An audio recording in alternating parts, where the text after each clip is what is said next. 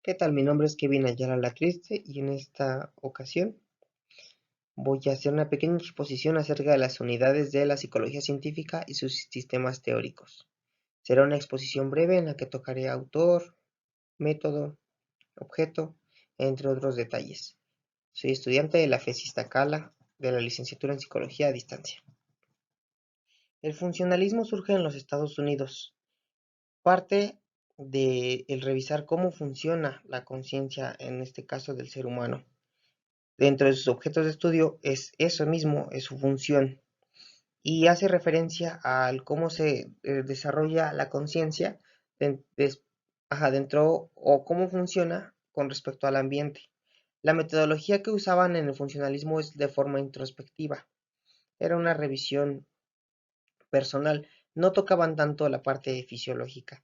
El principal representante es William James y las aportaciones del funcionalismo, así como su vigencia, es bastante amplia, ya que se puede utilizar para revisar ciertas prácticas, con las que puedes revisar las observaciones específicas en el comportamiento.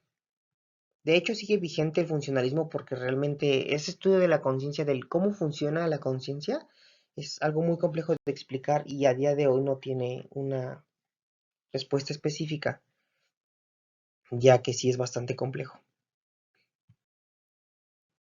James Cattell fundó uno de los primeros laboratorios de psicología. John Dewey fue el fundador del funcionalismo y se le considera una de las estructuras más amplias y longevas por su utilidad. El estructuralismo empieza en la parte de Wundt. Cuando Wundt lo empieza a fomentar, en este caso se llamaba voluntarismo. El objeto de estudio del estructuralismo es tratar de entender la conciencia, desarmándola desde un todo a partes más simples. La metodología de estructuralismo de igual forma era de forma introspectiva. De hecho, se llamó introspeccionismo, también es otro de sus nombres. De igual forma existencialista. El principal representante del estructuralismo es Wilhelm Wundt, quien de hecho fundó uno de los primeros también laboratorios de psicología en Alemania. Y ahí se le considera que es el nacimiento de la psicología, en el año 1879. También es fundador de la psicología fisiológica y la psicofisiología, y considerado por muchos el padre de la psicología. Su estudiante Titchener fue quien dio a conocer el estructuralismo a Estados Unidos, con su arribo. Lamentablemente el estructuralismo dejó de ser vigente por el limitado uso de las palabras o en este caso de los conceptos en el que tenían que descomponer todo y no podían, por ejemplo, llamar a algo como una o mejor referirse a algo por proximidad, ya que tenían que ser muy objetivos en el cómo estaban viendo las cosas. En este caso la Gestalt es la que continúa. Ella nació en Alemania y esta no descomponía la conciencia en partes como el estructuralismo, ni tampoco buscaba la función. En esta ocasión lo que querían entender era, era el proceso mental que la llevaba a funcionar en un conjunto, no la separaba y se oponía al asociacionismo.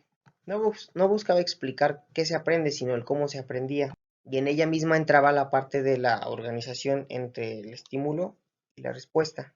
Sus principales autores fueron Max Wertheimer, Wolfgang Kohler y Kurt Kafka, ya que su representación o la forma de estudiarlo era fenomenológica. La verdad esta postura fue de mucha utilidad y realizó grandes aportes, en este caso, por ejemplo, en el campo pedagógico, fotografía, arquitectura, diseño, tiene muy grande presencia.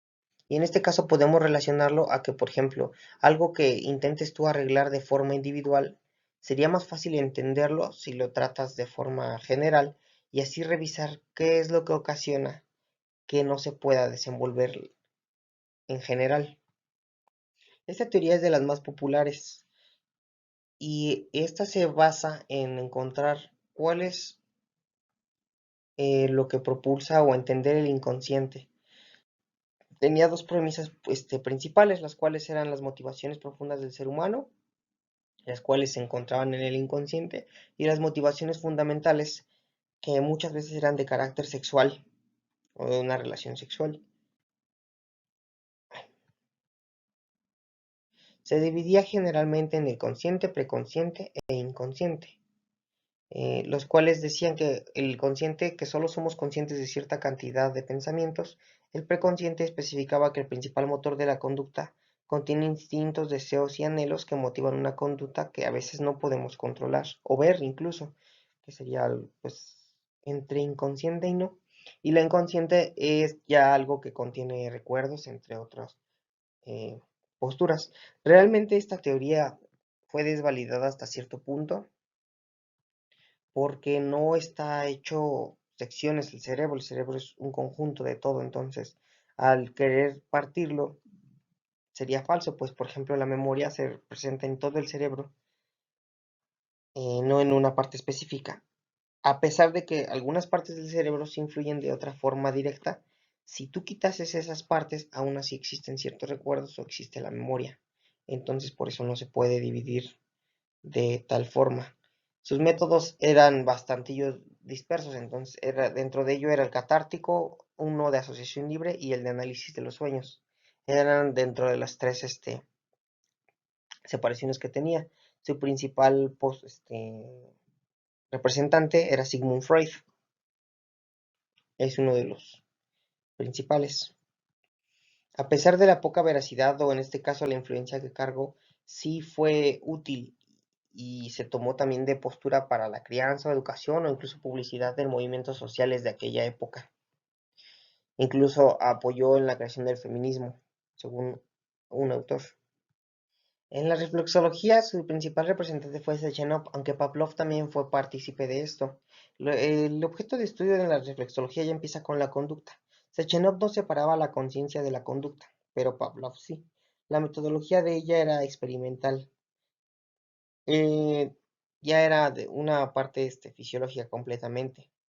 Las aportaciones de la reflexología básicamente fueron el poder presentar fundamentos de estudios conductuales, y en este caso, por ejemplo, Pavlov, que fue con el condicionamiento clásico, son principales bastones para las teorías que continuaban después de ellos. Y en este caso, por ejemplo, que Pavlov hizo el condicionamiento clásico, él no está considerado dentro del conductismo. Esta psicología es bastante interesante. Realmente es complicada porque fue un proceso o está dentro de un proceso en el que Rusia estaba en muchos problemas y le costaba mucho tener una estabilidad.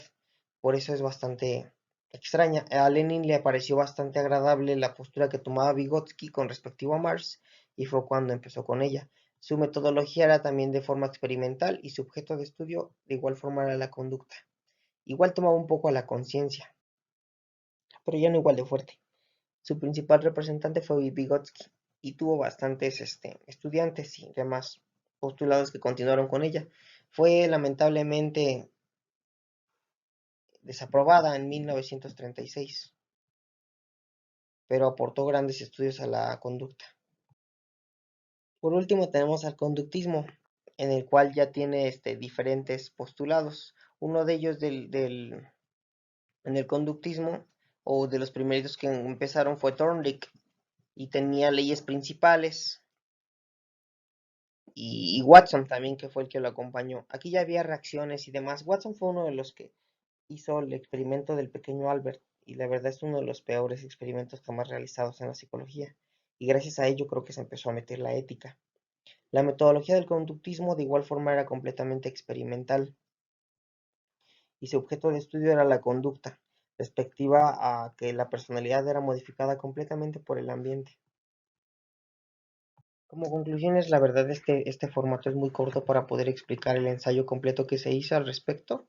Agradezco bastante el espacio y lo demás. Recapitularemos de forma rápida. El funcionalismo enfrentó completamente al estructuralismo. Uno buscaba la función de las cosas y el otro la estructura completa en este caso, las tres primeras revisaban la conciencia, hasta la cuarta todavía, pero una buscaba la función, otra su estructura. La Gestalt no buscaba ninguna de las dos, ni quería simplificar como tal. El psicoanálisis eh, revisaba bastantes cosas inconscientes y demás análisis que tampoco funcionaban al 100%. La más longeva de estas ha sido el funcionalismo. Después continuamos con la reflexología, que dio fundamentos bastante fuertes para la conducta y condicionamiento. La psicología rusa dio muchos postulados y muchas publicaciones muy útiles y artículos y demás obras por parte de grandes psicólogos. Y por último, el conductismo, que también continuó hasta grandes rasgos en Estados Unidos, representado por Titchener. Gracias.